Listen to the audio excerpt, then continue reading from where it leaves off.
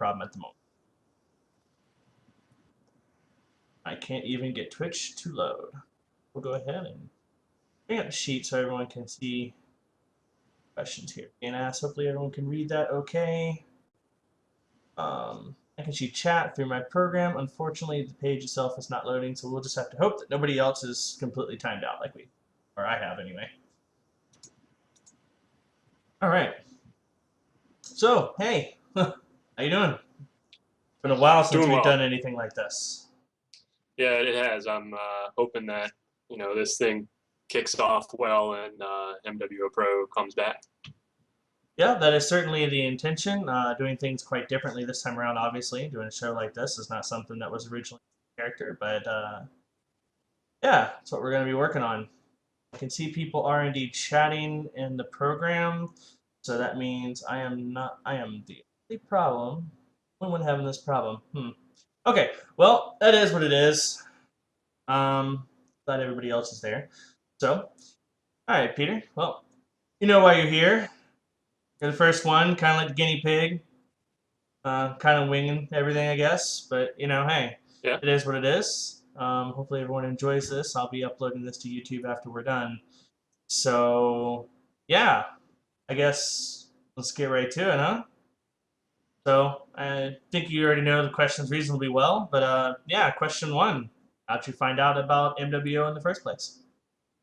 Okay, so I'm going to take it back just a little bit in time. So when I was little, I got into MechWarrior just a little bit through a MechWarrior 2 that I found in a Comp USA discounted. And I convinced my dad to buy it for me because it was only like $5 or $10. I enjoyed it a lot, and eventually I got a big MechWarrior 4 and Mech Commander 2 bundle later on for Christmas. And since then, I thought MechWarrior was pretty cool. About 4.5 years ago, I looked at the new MechWarrior reboot trailer, and I got really excited for that because it looked really, really cool. But I realized that they still had like a while to go before anything was going to happen. So I checked back like 1.5 years, 2 years later, thinking this thing's got to be out by now. Why haven't I heard anything about it? And I learned that MWO is apparently a thing, and the reboot died. So this was right about when they started marketing the Founders package. So I was a little bit leery at first about the whole MWO thing because I'd never played primarily PvP shooter. I'd played some shooters that had, optional PvP, but I'd never really done much with that. But it looked pretty cool, and I liked what they said about information warfare and role warfare. So I said, screw it. This sounds really cool. And I bought the Elite Founders back because I figured I'd end up spending that much money on the game anyway. And the rest is history. All right. Cool, pretty cool. That is quite the backstory. Yeah. By the way, chat, if you have any questions you guys want to come up with, feel free. Come up with something particularly interesting, and we'll fire it at Peter and see what happens. All right, so question 2. I know you played a lot of the beta. What was that like compared to today? Well, the beta was a very long time period, and there was, a whole bunch of different things that it was like based on the period in time. Closed beta was kind of the craziest. You just had no double heat sinks, which meant that the Gauss rifles were super overpowered because of their heat efficiency. There was the Lermageddon back in beta. There was, the Street Cats, everything going center torso. There was just a whole lot of really wacky stuff that went on. But I think the most telling thing about early beta in particular was that nobody had any idea what the hell they were doing. There weren't a whole lot of groups playing the game competitively. And so lots of different groups were doing different things. And there wasn't a whole lot of, this is the right way of doing things, just because nobody had really taken the time to figure it out. Clearly that's changed since then. Yeah, definitely. Oh, the other thing about beta was mediums sucked a lot more than they do now. Yeah. Yeah, the fond memories, right? Or lack thereof, Yeah. shall I say. Yeah, yeah, I don't know about anyone else, but I don't really get the warm fuzzies of the old beta times. I really don't. Um, Again, I think a lot of it is just that it was an exciting time to try to figure out what was effective and what wasn't when nobody knew, and that in itself is sort of exciting and interesting.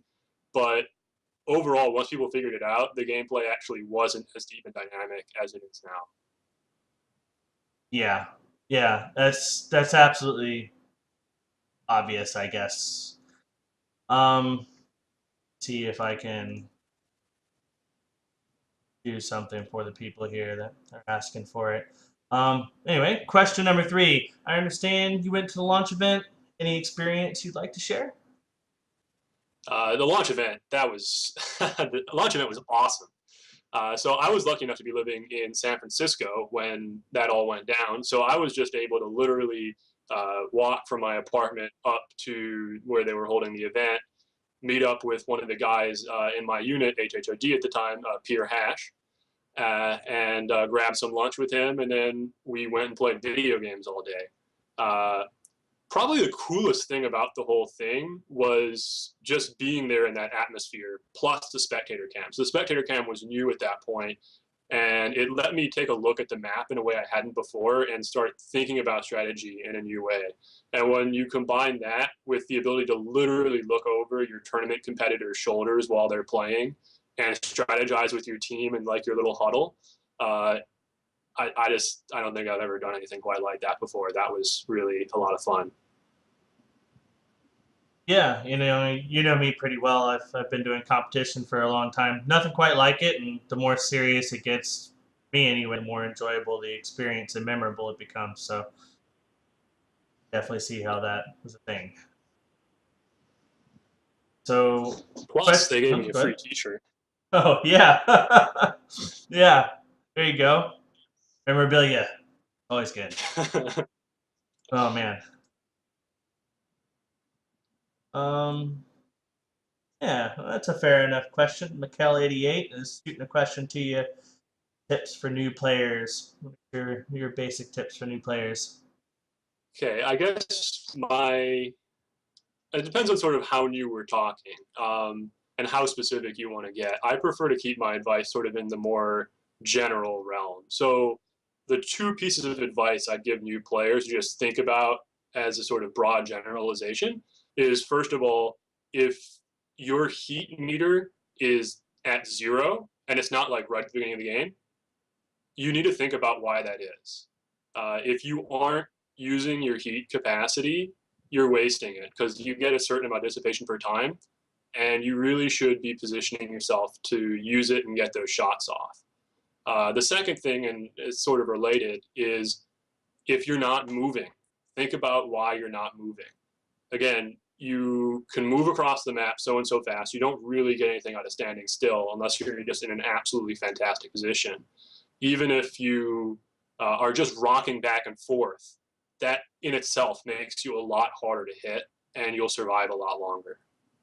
And yeah, the other question, mouse all the way. Um, I don't think there's any question that aiming with your mouse hand is just incredibly more precise. If you want to use a joystick, I'd recommend it in the left hand. I toyed around with it a little bit, and I actually enjoyed it aside from just being not very used to it. My big problem is I don't have a joystick that has as many buttons as I need on my keyboard, so it just wasn't a feasible option. All right. So, question number 4. This one's bound to be interesting. You've been playing comp for a long time now. What are your fondest memories of it? Yeah, so you asked for one, but I'm going to give you three because I can't just settle on one. So for me, first, chronologically, obviously, is getting into the competitive scene to begin with. So joining HHOD's Team 007, which unfortunately now no longer exists, and getting a grasp on what higher level play is like and can be like, and being able to compete with teams that I and other people had previously considered unbeatable. It's a great thrill, and it's just an excellent experience. So that's my first one. My second one is after the Stalker meta temporarily killed a lot of interest in the competitive scene, and particularly cost our 007 team, a lot of players, and we basically stopped existing for a little while. I ended up reforming it a few months later, and it was a really good experience starting to lead in a competitive setting and introducing people who were new to competitive play to the scene and slowly climbing the rankings again. Ending our RHOD regular season undefeated was definitely a huge high for us. That was everything that we expected to be able to do. And third of all, I got to say that my experience in 228 has been pretty awesome too. It's definitely a nice place to be for me because I'm on a team now that has a bunch of individual pilots that push themselves to gain skill and game knowledge in order to improve as a team. And we just recently played SJR and beat them, I think, for the first time that we've done that in an official match, which is awesome. I'm kind of Congratulations on that, disappointed. by the way. Kind of disappointed that I personally had to miss the match because I had stuff going on, but it's definitely a great feeling to know that the team was victorious. Yeah, absolutely. Definitely congratulations on that. So that leads us into question number 5. What is your favorite mech so far in the game, regardless of the current state of balance or any timeline you prefer? Why? And what is your favorite meta and why? Okay, so I'm going to answer the favorite mech based on what I enjoyed playing and not what I think is absolutely the most powerful mech on the field. So for me personally, I get a hell of a kick out of my summoner with an ERPPC and a Gauss. It's a pretty strong mech, but I'm not sure I'd take it into comp on a consistent basis. What I like about it so much is it feels like the old school jump snipers. It feels like a Victor. It feels like a Cataphract, except better because it's got clan tech. So, you've got a full shield side. You've got tons of jump jets. You've got great heat efficiency. You've got a high speed, and you've got reasonable sustained DPS. It just feels like everything jump sniping could be. It's fantastic. Favorite meta, I guess. That's the second half of the question, right? The favorite meta. Well, part of me wants to say stalkers. I'm really good in stalkers, but that was a terrible meta. Overall, I'd have to say it was right as sort of the NASCAR meta, which for those of you who remember that is sort of when the jump snipers started moving counterclockwise very quickly, trying to catch each other's flanks. When that meta sort of buffed SRMs.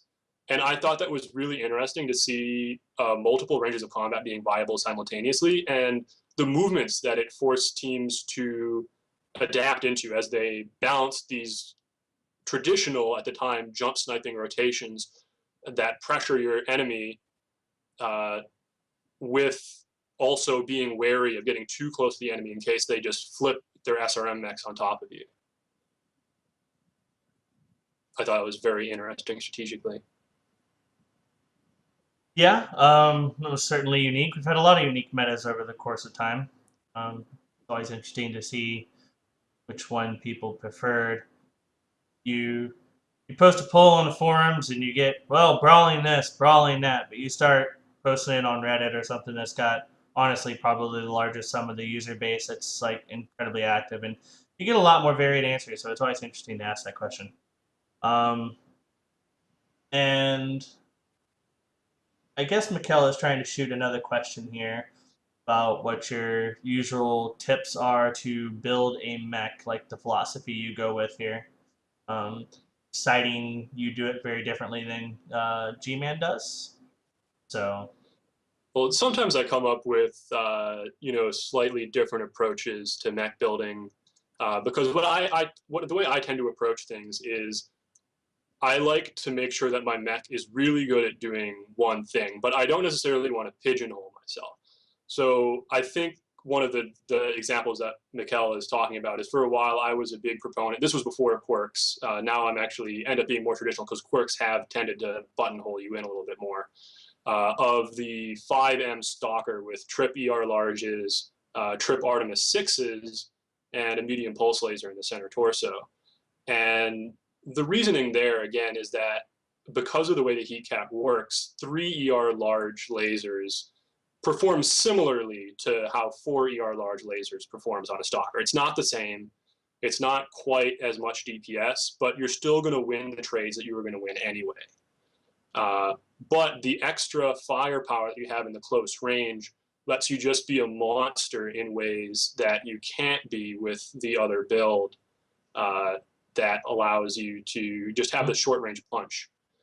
So I guess the way I tend to approach things is I pick a particular range and a particular mech profile that I think suits that range. And then I see what I prioritize and what my weaknesses are. And if I have a glaring weakness and I can fill it without costing myself my specialization, I'll do that.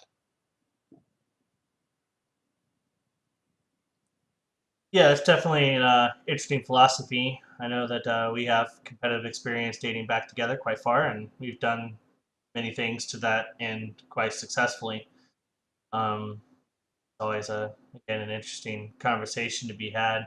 You would think if you talk to most people that competitive scene is this and it doesn't ever change and nobody does things differently, and it's really not the case. Well, in their defense, there have been times where it's been very uniform. You know, there was that time when Yeah. everybody and their grandmother was running a 732 with 3 peeps and a Oh Gauss, yeah. and then there was the stalkers with peeps, and you know, there definitely have been times when, due to balance issues caused by PGI, the competitive scene has been extremely one-dimensional. But that doesn't mean that the competitive scene is inherently one-dimensional. That's mostly just a problem with the balance and game design. And fortunately, I think PGI has done a good job learning from their mistakes and is, you know, making solid progress on that front. Yeah. I don't think Certainly. they're quite there, but it's going in the right direction. Definitely. So, question number 6: who is the player you most look up to and respect? Well, that's a very broad question. So I'm going to sort of pick 2 people for 2 different reasons. Uh, one for sort of their work with the community and players, and one for just being awesome at the game. So first, I'm going to start with Fantastic Ergo, or just Ergo, who was a major mover and shaker in HHOD before he convinced me to help him found Golden Keshik, also with you. The thing that stands out for me about him is that he loves the game and gets quite good at it when he plays, and actually has the time to play and catch up to the current meta. But he's so dedicated to the groups that he's a part of that he spends more time uh, helping other people have fun playing the game than he does actually having fun and playing the game himself. And it makes for a heck of experience for the people around him. On top of that, he's also brought in more inexperienced players into units and helped them develop as players than really anybody else I know personally. I'm sure that other people have done that, but personally, he's the one I know. Now, as far as just pure player skill and game knowledge, there's a ton of people in this community that are absolutely fantastic at this game, and it's what makes the competitive community so interesting. If I had to give a shout out to just one person, though, I'd have to pick Proton. Lots of people, including him, can carry in direwolves or fast-moving mid to long-range mechs. He is, however, the only person I know who can consistently carry games, either in solo queue or small group queue, in a brawler DDC Atlas. It's extremely difficult to know in a brawler in that pug situation what a safe approach is going to be and when the correct time to make that move is, so that you're not in too early, so that you're just facing the entire team and you get wrecked, and you're not in too late so that your team is already dead, and you also make, again, your approach safe so you don't just get wrecked by mid-range weapons as you approach. It's extremely difficult, and he makes it look easy, and that comes from excellent game sense, in addition to just good piloting skill, shooting, torso twisting once he gets in there. And that's who I would say Proton, definitely. Yeah, Proton is a phenomenal pilot. Been battling with him throughout the game forever. It's always enjoyable. Um, Yeah, that was definitely good answers. Definitely good answers. Yes, Hukama, that is correct. Yes, we are. All right. Well, let's move on to question 7 here. What has been your favorite competitive event so far? So as we talked about earlier, probably on a whole from a player experience, it has to be the launch tournament. I mean, nothing can really compete with an official event, being there live, having just all the screens around you. It's just something different. That said, overall, as far as having a well-designed rule set for dealing with problems and encouraging interesting play, I'd probably have to go with the Invitational, previously the Remnant Invitational, as being the best run league in that regard overall.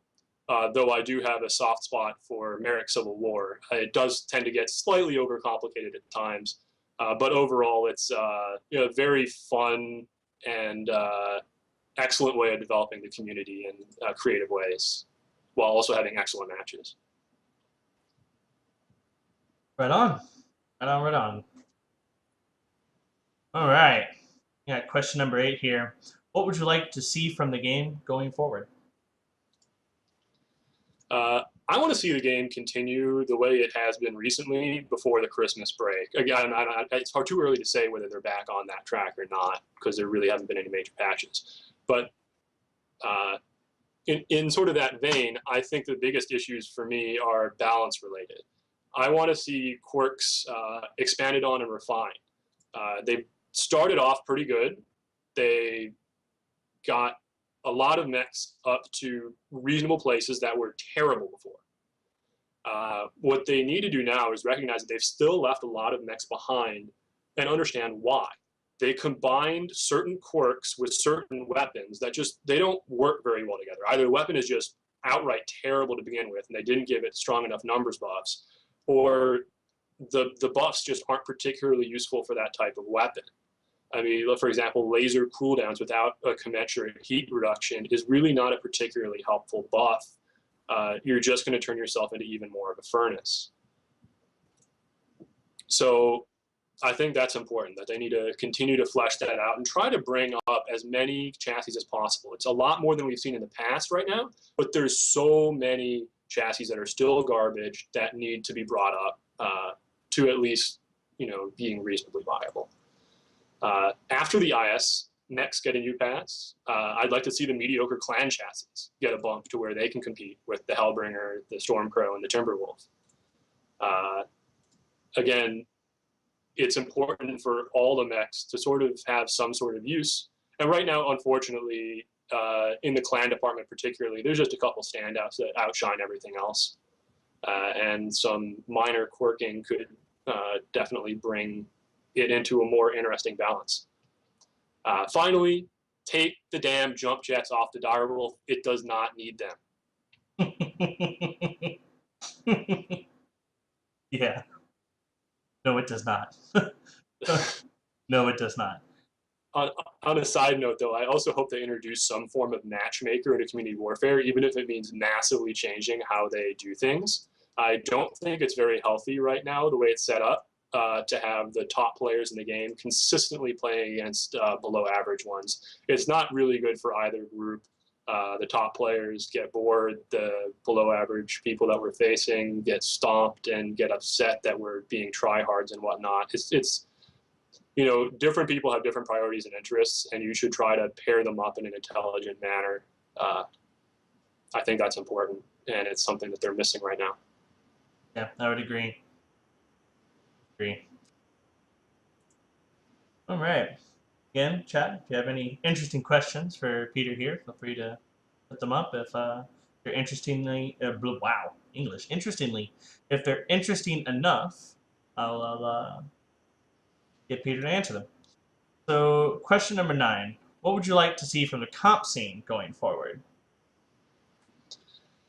So right now, the comp scene is a little bit less intense at the moment than it has been in the past, and that's largely for two reasons. First of all, the winter break sort of put a kibosh on all the leagues because everyone's doing different stuff, so they all took a break and now they're starting back up. and it's been sort of a slow transition.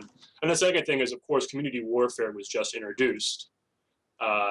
So that is a new, fun game mode, but not necessarily a competitive one right now. That takes a lot of people's time and attention because it's fun, and does take a bit away from the practice and the matches.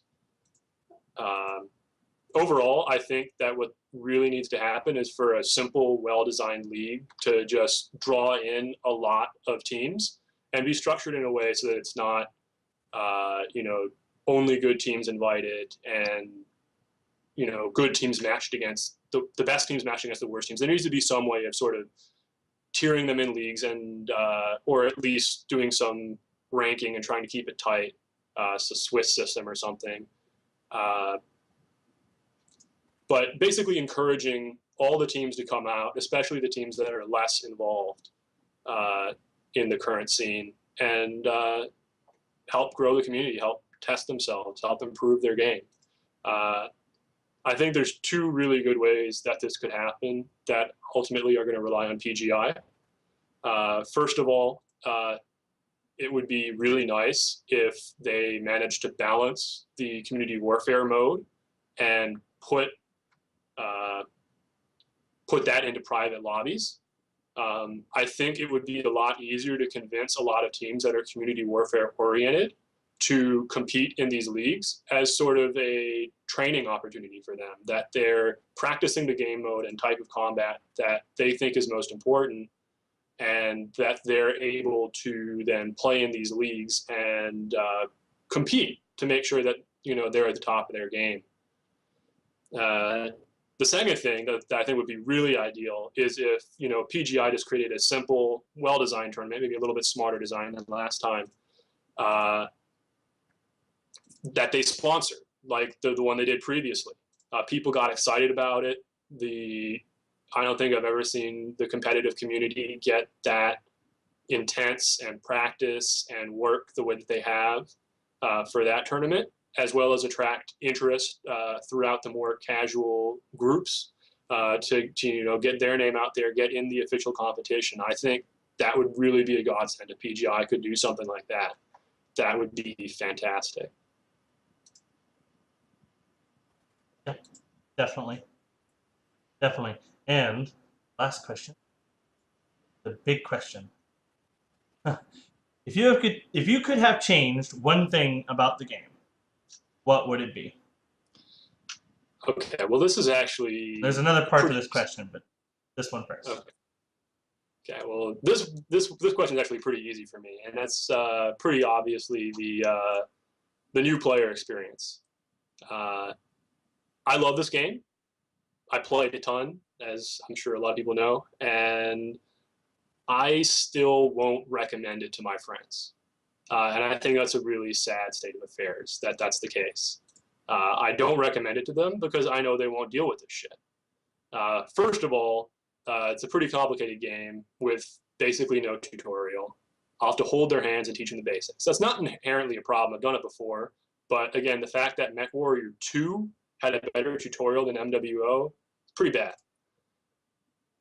Most importantly, though, I don't really see my friends dealing with the grind or sinking money in order to even continue grinding.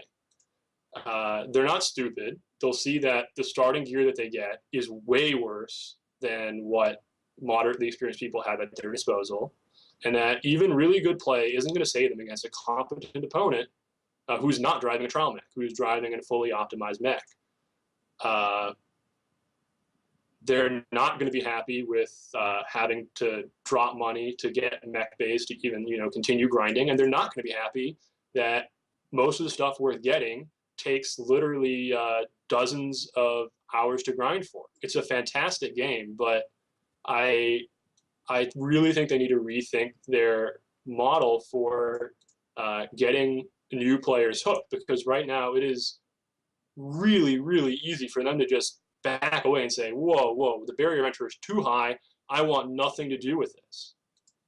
I think if PGI ever does fix that problem, their base gameplay is good enough that they should draw really good crowds, which in turn, again, for those of you who are interested from selfish reasons, should make the game a lot better for the rest of us, as higher populations make the matchmaking a lot simpler, a lot smoother, better games, more community. It's just good all around. Yep, definitely true. Before we get to the next part of this question, Smotty1 says, any mech not in the game currently that you would like to see? Well, honestly, the clans need a real light. So I'd have to go with the Arctic Cheetah, because that would actually be a real light, and it would work, I think, timeline-wise. I'm not 100% sure, Yes. but it works tech-wise, so that's what matters. Both. And they really do need a light. They really need a light. The Mistlinks is not really a thing. The Adder and the Kit Fox are mediums in disguise. They need a light, and that would Sneaky, be a really sneaky. good option. Yeah. Yeah, There definitely. might be slight balance problems with a jump capable 30-ton, 150 kph Clan ECM XL, type. ECM, yeah. Uh, yes, there's With probably going to be some 7 issues. energy hard points. Yeah, exactly. They'll have to figure out something to, keep it from just abusing everything. But I think it would be overall something like that. Give the clans a light option would be really important. Fair enough. All right, and the last part of this question, and I think this is probably the one hardest to answer, I guess. Conversely, is there anything about yourself you would have done differently during your time in NWO? Well, at a basic level, I probably would have joined into the competitive scene sooner. It's not really something I was fully aware of when I started playing, and it's definitely something I was ready for when I started playing. But I think I was probably ready to start entering it long before I actually did, and I've had a lot of fun doing it, and I wish I'd done it sooner. All right.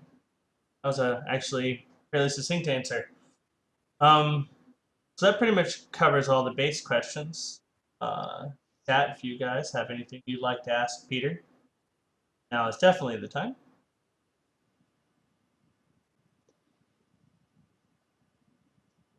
Um,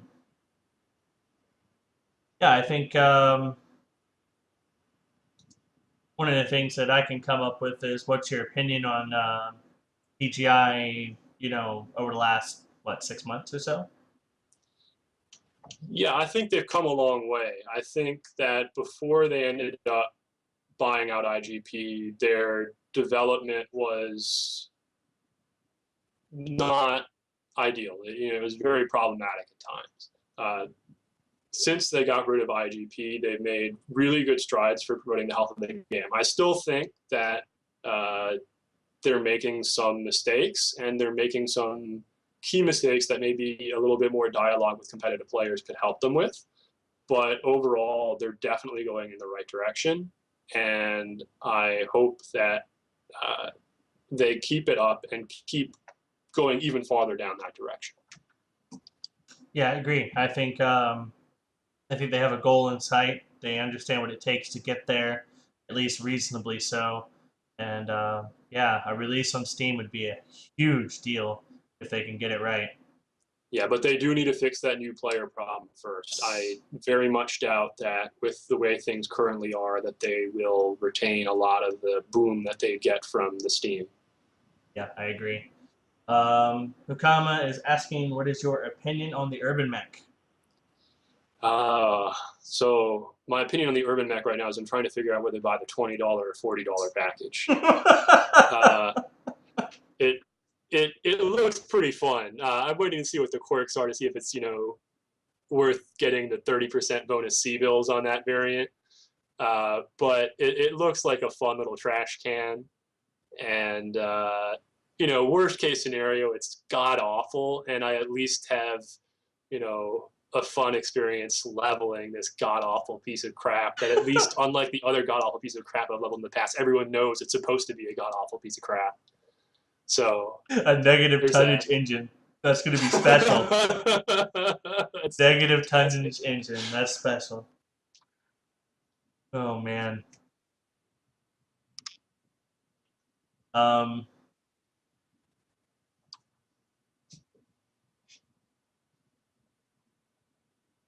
I'm not sure I understand this question. Clarify the development companies. I'm Oh, not. so I think he was asking about what we were talking about earlier about PGI and IGP. So just to give a really basic rundown, IGP was the producer or publisher Publisher. of the game. So they basically are responsible for uh, the business end of the game, while PGI is a developer. Now, for various reasons, it appeared to many people in the community that IGP was basically as a short-term cash grab, and that they were making decisions that were very counterproductive to the long-term health of the game in order for short-term monetization to take place. Uh, PGI and IGP apparently had different views on whether this was a good idea, and PGI ended up buying out IGP's uh, rights, and so they are publishing themselves as a developer. And since then, they've taken a more positive long-term track, and that's what I was trying to get at. Yeah, I agree. I think I'm reading and then speaking what I'm reading. I do really think that PGI is moving in a very generally positive direction ever since that they basically ditched IGP. I think it's the best thing that ever happened to the game, to be quite honest. Um, we got NG Darian here. He says, sorry if this was already answered specifically, but what are the two most important things that can be done to improve the new user player experience? Exactly. Okay, so I'm actually going to give you, well, I'll start with three, and then if I think of more, I'll add on. But I really think that there's a couple of different things that need to be done. First is the tutorial. Again, they've worked on the tutorial a little bit, and it's better than what it used to be, but it's still very simplistic. I think if they made a tutorial that was pretty in depth in terms of the mechanics that it covers, again, similar to the MechWarrior 2 tutorial, and gave it a little bit of fun universe feel to get people sunk in, it would be very successful. And then they could motivate people to do this tutorial by giving them, you know, 2 mech bays and 5 million Seabills or something for completing it. Again, for the new player, that'll help get them more invested in the game and keep them around longer, which leads me into point two. Uh, they need to make it easier to actually be a free player. Now, I know a lot of people are going to say, look, they need to get money out of this game. And you're absolutely right. But as many other free to play models have shown, you can actually get money out of free players in 2 ways. First of all, they help keep the community healthy by giving it numbers, which then it keeps your other paying players around. Second, if you keep them around and happy, a lot of them end up converting into paying players anyway. Not all of them, but a lot of them will. And so ultimately, increasing your player count is an end in and of itself. And so they need to continue the events that they've been having that give out free mech bays, uh, big Seabill bonuses, but mostly just the free mech bays, because that's the one thing that you really need to play this game that you cannot get for free. And if they keep, you know, handing out a free mech bay as long as you play the game regularly every like 2 weeks to month, then I think you're kind of on the right track with that front. But I still think they could pick the pace up slightly on that. But it's been a problematic issue in the past. The third thing I would get at is the grind is really pretty brutal. I know for me, because I'm already established and I have premium time running and I got all my 30% mechs that are dirty, you know, I make Seabills hand over fist. But if I was just getting started and I wasn't winning like 90% of my matches, I was winning like 30, and I wasn't carrying enough, and I wasn't getting Seabill bonuses, it would take me forever to unlock anything worth buying. You know, a lot of people just don't have the time to invest to optimize a wide variety of mechs. I'm not sure what the answer is. Again, I would suggest something along the lines of a first win of the day Seabill bonus, or just more of these weekend events that give additional flat sums of Seabills for playing the game. But they really do need to help keep the Seabill income going, especially for players that are already struggling in the game because they don't have the stuff to get more stuff. Yeah, definitely. So that covers on that. Uh, Smotty1 says, almost on the same note, any ideas other than higher ELO Q? Or, well, I guess, other than an elo in the queue to improve CW? Um, so that's a complicated question because there's a lot of things that are CW is so broad, right? So you've got the sort of the star map aspect of it. Then you've got sort of the strategizing and the movement and picking where you're fighting. And then you've got the actual in-drop stuff. So I'm going to try to keep myself for one thing on each of those. In-drop, I think they need to uh, they need to rework the maps just slightly and change the defender spawn points to a safe spot behind the base so that the attackers don't need to stand under the dropships to advance. It's a pain for the attackers because you get lasered all the time, even with the medium lasers, if you're trying to make the approach on the hot map. And it's a pain for the defenders because you just spawn in the middle of like 8 people and you're just hosed. Like, it completely sucks. It's not fun. So they need to change that. And if they combine that with just upping the base health by maybe 50 to 100%, it would also help cut down a lot of the rushes that people find particularly frustrating to deal with. I don't think that you should encourage any time for people to. It should be possible for the attackers to punish the defenders for not defending. But the defenders are literally standing in your path. It should not be in your advantage to just try to run past them. I can't remember the last time in a real war you had, people just running past armed people trying to shoot you. Not running at them, just running past them. Like, that never happens. The thing I would change about the star map mechanism is a lot of people complain about the impact that numbers have on community warfare. And what often gets brought up is the impact that these ghost drops have. And I think the ghost drops are a pain, but I don't think that they're the real issue. And here's why. So ghost drops only trigger when you've got 12 people on your side and no people on their side queued up. And that happens for 10 minutes. And then you get to drop against turrets, and you basically get a free win. But what's a little bit more dangerous is the way that attack and defense are set. Currently, whichever side gets 12 people queued up faster is going to get to launch the attack. The only way you can move the ticker on your planet is to launch the attack. So if you have, say, 12 more people trying to queue onto your planet, so you got like 60 of yours and 48 of them, you're always going to have, one group of 12 basically waiting for 5 to 7 minutes for a match, but they're already going to be queued up for the attack. So every single match you play is an attack. You can never get pushed back. You can only push forward. And that's just with, having 12 more people than the opponent.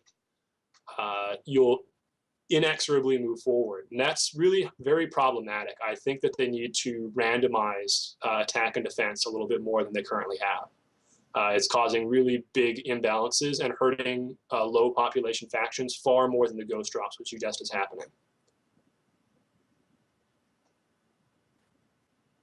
All right.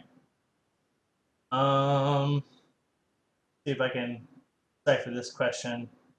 With regard to buying things in the game, like mechs, weapons, how stable are the capabilities? I mean, do the developers depreciate items I may have paid for or changed its value? See if you can answer that one. In my experience, the prices don't really fluctuate much once something is introduced. There will be sales, especially on MC stuff like Hero Mechs, but typically the prices don't change dramatically. The one thing I would cite is that the value can fluctuate substantially based on how good a mech is. So for I think something that's like a Hero the mech, heart of the question, actually. yeah. Again, that depends on how fast the balance changes in. So it typically you'll have a mech that's utterly, if you say like this is the best overall mech in the game right now, you can typically expect it to continue to be in the top tier for at least the next couple months, and then at least viable for a few months after that. The game balance changes haven't been hugely drastic. What do you mean, like damage points? I'm not entirely sure I follow.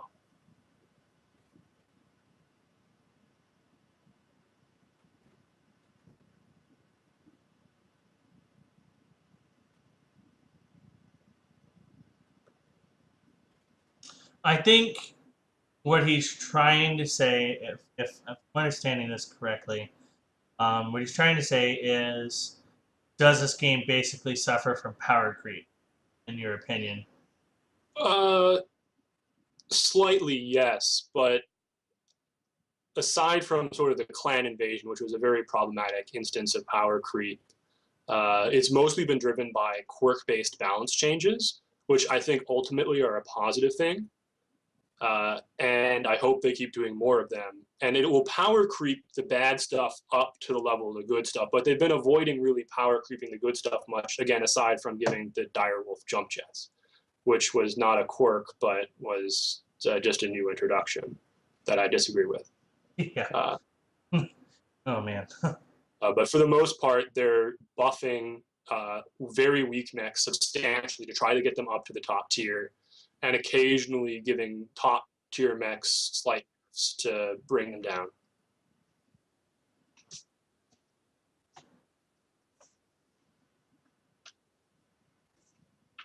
I have a link, that quirk page everyone uses. Oh, I think I may have just pissed off my overlay. You're dead. I wonder why that's happening. I'll have to figure that out in a bit. Something's triggering my hotkey. Um, here we go. Okay, so I just saw a question from NG Darren. What are 3 things that PGI can do to support player-run tourneys and leagues? I'm not sure I can think of. Well, I guess I can try for 3. This isn't really something I've prepared for. So again, the first thing that we've discussed already is I think that them having their own league that happens and gets people excited about competition in MechWarrior in general, even if they're not running that constantly, helps increase the awareness of it, helps increase the interest of it, and ultimately is a big boon to the competitive player-run leagues. Just that they have their own thing that's official and keeps people excited about it. The second thing I think would be, and again, this is difficult to sort of promote leagues on their site somehow. I think it would be difficult to pick the right leagues because a lot of different leagues seem to think that they are the best way of testing to see who's the best MechWarrior team. But ultimately, just drawing some attention to the competitive aspect as well as the semi-competitive aspect of some of the leagues as well, because people that are entering into the competitive scene are more likely to be, more semi-competitive than really hardcore, at least when they start. And it's the people that come in semi-competitive and just get hooked on it that end up, getting pretty intense.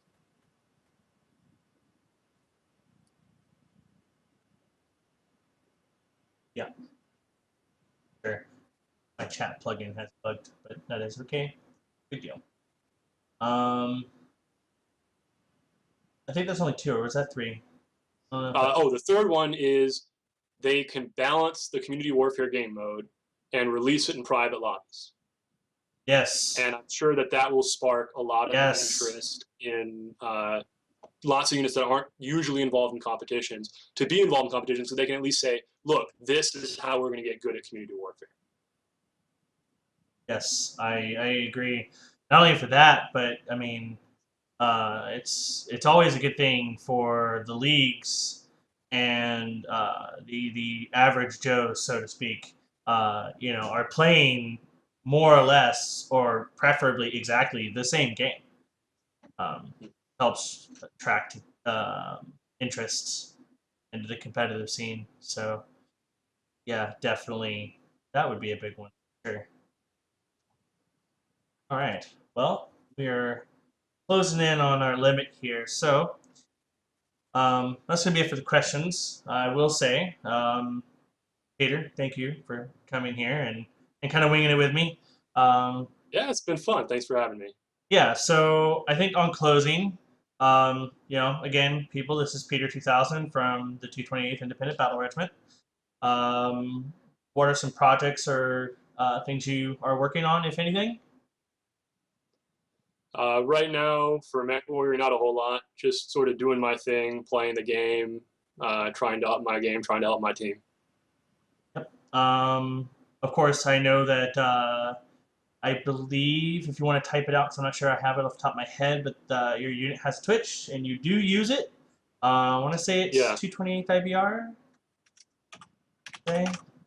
Um, so I'll you put can, the link in. yeah, you can see 228 there. If you haven't followed them, I would. They do stream their matches and they're usually fun to watch. Um, I don't know, There we Peter, do go. you do much streaming these days? No, not on my current internet, but hopefully that'll be resolved in the next month or two. Okay. All right. So yeah, I appreciate everyone for coming by, and I think that pretty much wraps up the show. And of course, you guys, if you haven't, you can hit the follow button. I also have links down there. I don't know if they're all relevant. I still need to go through and update these, but the Twitter and the Facebook and the YouTube are definitely up to date and working. So by all means, please go to those, follow, like, whatever. I will be posting this to YouTube end of the day, maybe tomorrow. Depends how quick I can get in. I would like to write a summary of the answers to these questions to post along with it. See how quickly that gets done, or maybe I'll just do that afterwards, after I upload it and just do. Either way, yep. You can get updates on things that I'm doing, especially on Twitter. I will announce them ahead of time. I try not to spam Reddit anymore. But yeah, I appreciate everybody coming by. It was a lot of fun, and we'll be doing a lot more like this in the future. You can expect more of these and a lot of other types of shows here. Um, and I hope you enjoyed. If you have any feedback whatsoever, you can also email me at www.mechwarrioronlinepro@gmail.com, I want to say. If not, you can You can just always. type it in chat. Yeah, I probably should.